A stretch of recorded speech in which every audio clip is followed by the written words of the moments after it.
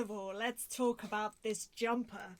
So I got this for my birthday, and it makes me feel like an Ewok Jedi type master. It makes me so happy, and it's like the comfiest thing on the planet. So I'm a happy bunny. I love to say that I'm not high maintenance, and I don't think I am.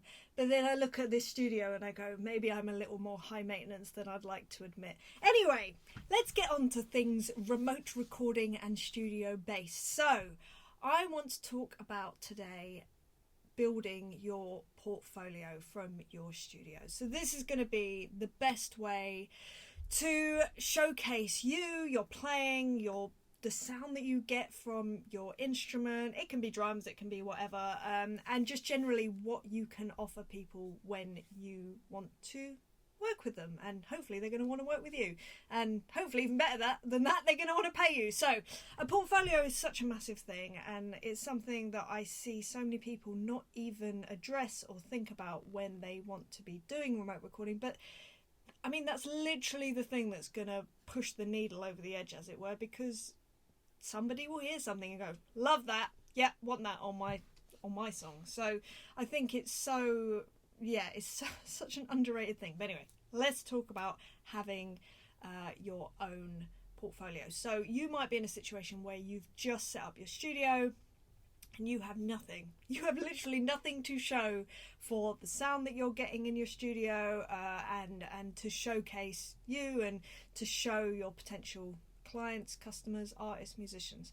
So there's three ways that I would suggest starting this out, and this is exactly how I started, and hey, it gave me my start, and you know where things have led, and I couldn't have hoped for anything better. Honestly, it's just like a dream come true. But anyway, we're not here to talk about me, we're here to talk about you. So the first thing that I do, if you have literally nothing to show for your studio, your new remote recording studio, just record something, anything. So what I'd say is, if you're a drummer, for instance, do exactly as I did. I pulled up Logic, it's what I use to record, and I pulled up a random MIDI instrument that was like a pad. I then stuck a chord plugin on the FX channel, which meant that every note that I played a chord, and then I just played a bunch of notes. I was going to go like that as if I played a chord. I didn't play a chord. I was doing this for like an 8-bar loop, not that quick, and I just recorded over the top of it. I just recorded some drums, and that was literally my first track that I had to show for emilydrums.com. I think it was called like Experimental Drum Track or something really cool like that, because that's how cool I am. And it worked. People could hear how I sounded. People started getting in touch. Great. First thing, I'd say just do, even if it's just one. I mean, if you want to do a few, then great, go for it. But maybe just start with one. The second thing that I did, and again, I would implore you to do this, is I reached out to some of my musician friends, and I said to them, look, I've started doing this thing, so is there any chance you'd fancy a free drum track?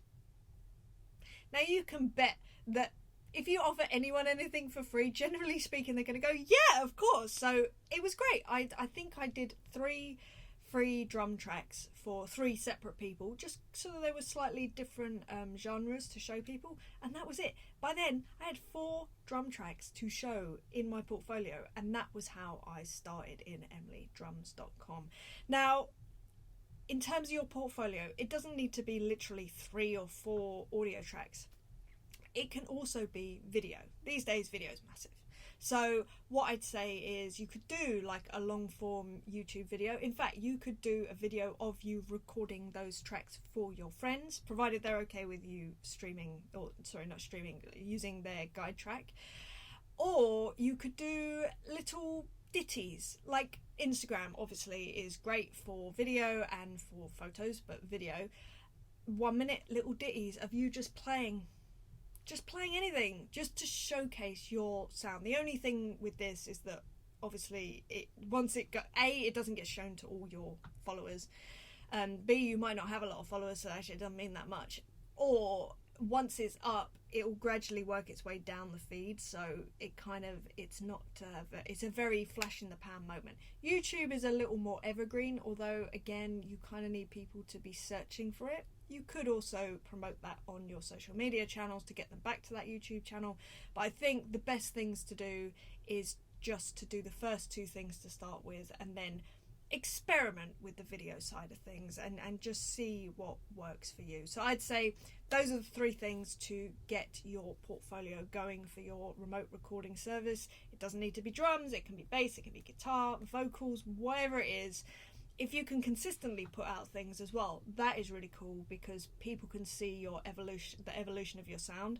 That's what I did. You should hear some of the first drum tracks that I put out from EmilyDrums.com. Oh, they're a little rough around the edges, to say the least, but I just didn't know any better, and I just, you know, I've improved my sound over the years. I continue to, I will always continue to, because that's what being a musician is. Anyway, I hope that this has helped you, and I hope that it will get you to get your portfolio together. I've also created a workshop if you're interested. So it's more based around how to get clients through the door. I also expand on this portfolio thing a little bit more. Getting clients through the door. Also how to price yourself. Oh, it's such a pain. I know musicians, we hate talking about money, but I do address how best to price yourself and all of that sort of jazz. So if you are looking at doing this more as a business than just for fun, although it is fun also, then come watch my workshop. There's a link in the description.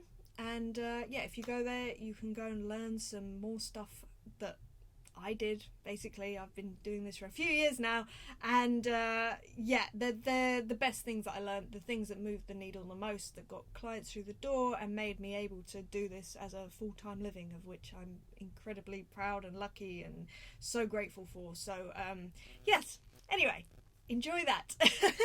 Anyway, I hope you're having a lovely day wherever you are, whatever you're up to. I hope that you're keeping happy, healthy and safe, most of all. And I will see you next week for another subject. All right, lots of love, you guys. See you later. Mwah. Bye.